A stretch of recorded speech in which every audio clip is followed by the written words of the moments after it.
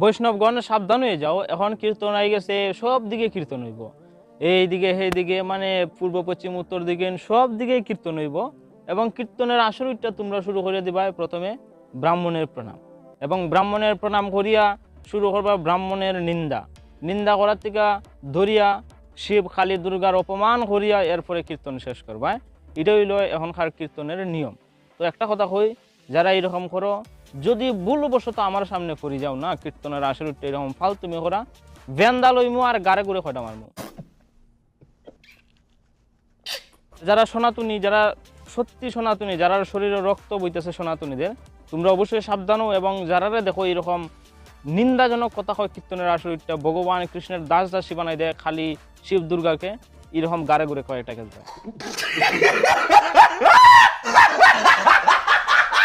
हर हर Mahadev, bye. मजा आया और मैं ये जो मजा है हिंदुस्तान के हर व्यक्ति को देना चाहता हूं।